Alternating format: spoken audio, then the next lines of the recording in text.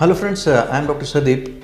So in our channel, I'll be uploading the videos concerning this homeopathic practical applications, and I have already done a few videos on homeopathic case taking, homeopathic case evaluation, repertorization, and finding the proper indicated medicine for each individual medicine, each individual patient.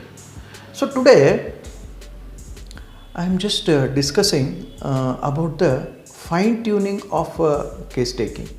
So what are the things we must be knowing in case taking so that our case taking is completed and our total work will be systematically organized, and we are going towards the finding the individualistic indicated medicine for each individual patient. So in that process, listening is very important, friends. So I will tell a few things about listening. So the listening person will be quiet himself in the mind, body and soul. I mean to say that his all process is come at an meditative state. He is at an halt, so that he can listen 100%. So this is one of the key feature of case taking. And the next feature of case taking is observation.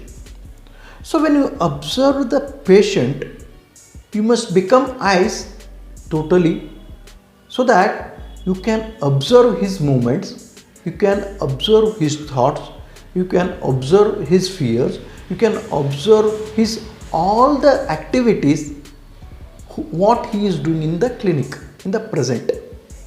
So that becomes very important, simply because the patient is always indicating towards the medicine which he requires for. So first is listening, second is observation, a good observation, so that you can observe with totality. So third thing what I want to tell is, when you take the case, you will be having so many symptoms. So these all symptoms must be completed. So in the location, sensation, modality and concomitant. So location, sensation, modality, concomitant.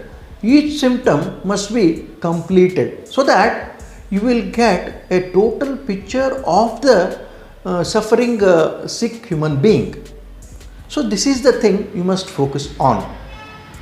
And fourth point is, you must note the peculiarity of the patient, attitude of the patient towards the disease, and attitudes of the patient towards himself. Self-evaluation or self-respect, self-love or self-interrogation of the patient, how he feels about himself.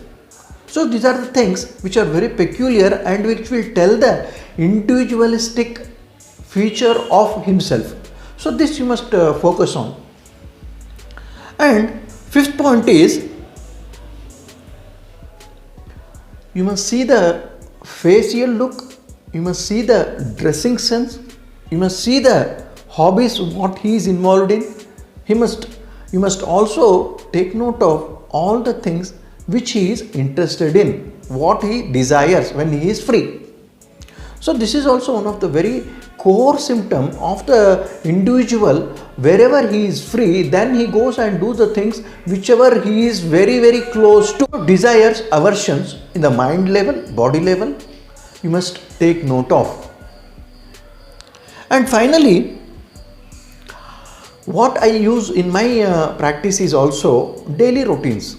So daily routine, how he spends the day in a total day, like what time he wakes up, daily routines, what time he wakes, what are the daily routines he will be doing, what he is so much interested in, you will get in the daily routines. These are all the things, if you put together, a big picture, a clear picture of the patient will be in front of you, so that you can find the individualistic medicine for each individual patient. These are all the 6 points I will be focusing in my daily practice, And if you want to do this, it is very well and good, or you can choose your own method of finding the way towards the individualistic finding of medicine for each individual patient, friends. So today I discussed about this my aspect, my view of case taking, how you, if you approach, what are the things you can get into and get the totality of the symptom. If you like this video, please like, share and subscribe to our channel.